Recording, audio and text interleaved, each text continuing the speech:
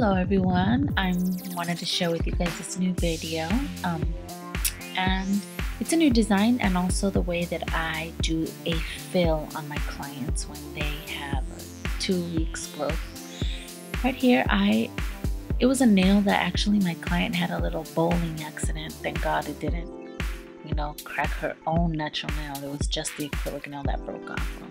What I do is I file off the UV gel coat and then I put a cotton ball with pure acetone and I wrap it in aluminum. Then I take it off, and as you saw with the cuticle pusher, I took off that acrylic that softened up and I filed a little bit, and then I put it back in the foil because it needed a little bit more. Right here I'm using a safety bit from Coupa. I get all my bits at coupainc.com, and this is the safety bit, and I love it for fills because it helps me clean up very well that cuticle area. And I also take off the UV gel coat with the safety bit. Okay, and now this other bit is just like a thin long one to clean under the nails. I really like it a lot. It does a really good job.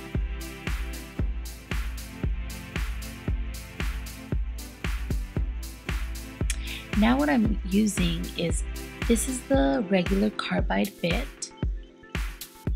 If you don't have a lot of practice with the drill, I don't advise that you do this step.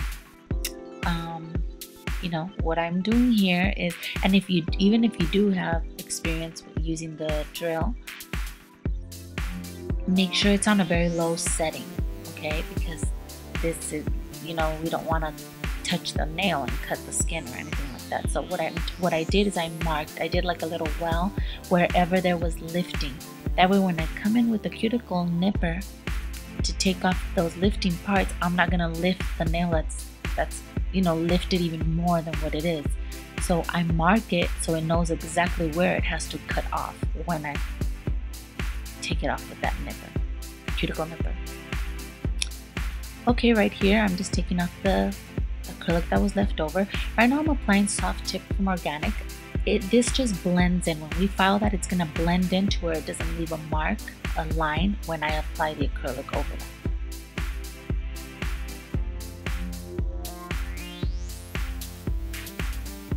It's a blender. It helps the acrylic blend into the nail, so when we apply acrylic over that, there's not going to be that harsh line that there sometimes is when you do a fill. Okay, so I was just preparing the nail that didn't have any acrylic nail in it. I'm pushing back the cuticle now, preparing that area of the new growth, taking off all the dead skin cells with the other end of the cuticle pusher. This step is very important because it helps so that the new acrylic that you put on there won't lift. Okay, so now I have this 100 by 100 grit file, and I took off the shine off of all the new growth and kind of shaped the nail a bit. And with this NSI's nail pure, I'm dehydrating the nail. It's very important also to dehydrate the nail. That way the new product will adhere much better to the natural nail.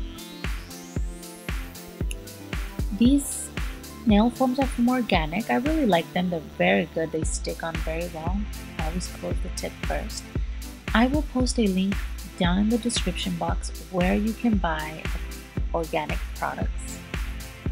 I usually when I have the opportunity to go to Mexico, I buy them there.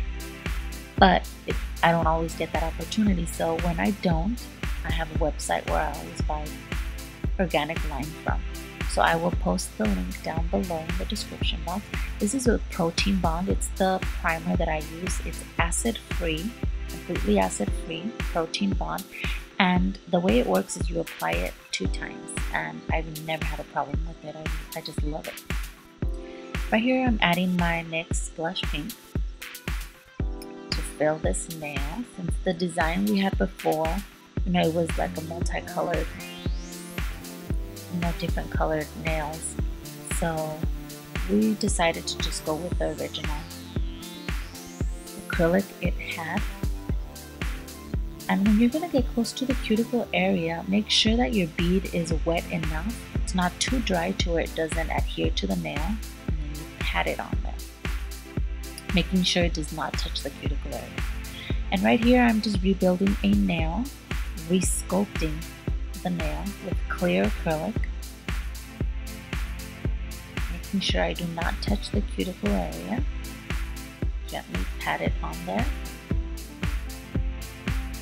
and then I just shape and form the rest of the nail, making sure it's very clean, not touching any skin, any cuticle, and giving it its square shape.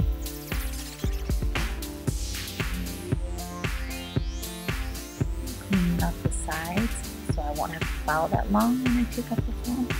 Doing these steps will avoid filing time. This one I'm also doing the fill with crystal acrylic powder. Cleaning off the sides, making sure it's clean, not stuck to the skin. Because if it touches the skin or the cuticle area, it will lift. So I always, when I'm doing the fill,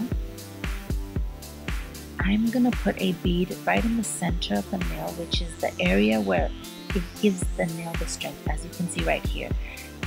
I always do this when I do the fill, since it's grown out, the center isn't strong enough, so you have to kind of give it that strength again. So I always make sure I do that little, you know, that little extra bead in the center to give it strength, and the nail won't break.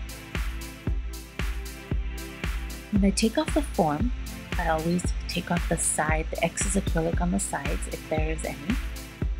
Now I'm going over it with a regular, you know,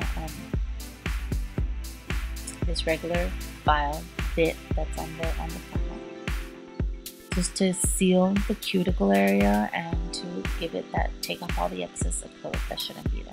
Now I go back with 100 grit file to just take off the harsh lines the drill left, okay, and just give it that, perfect the shape a little more. And now I'm buffing it with a buffer, making sure I leave it very smooth. Now let's make sure we take off all that excess powder. I'm spraying it with alcohol right here. I have alcohol in a little spray bottle, and I'm just spraying it. You have to make sure you clean under it very, very well. You don't want powder around at all.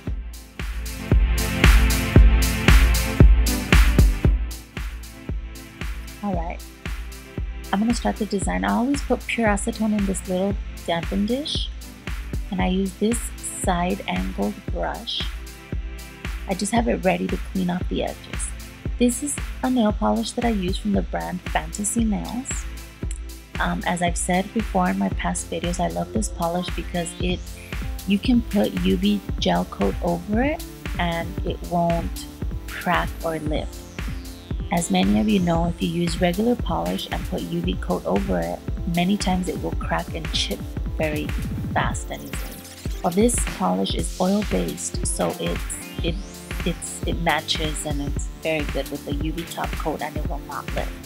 I will also post the link. The same store where I buy my organic products, they sell these nail polishes, so you can get them there.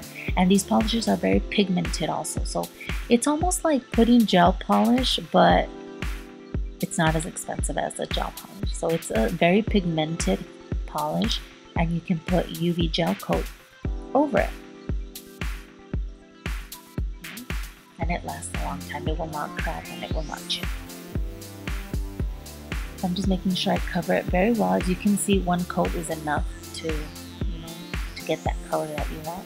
So I did the thumb and the pinky black, and the index finger was red. So this is the pinky right here, and I'm just making sure I cover the whole nail on the sides and seal it at the bottom right there. It's very important we seal so that our job can look really clean and professional and nice.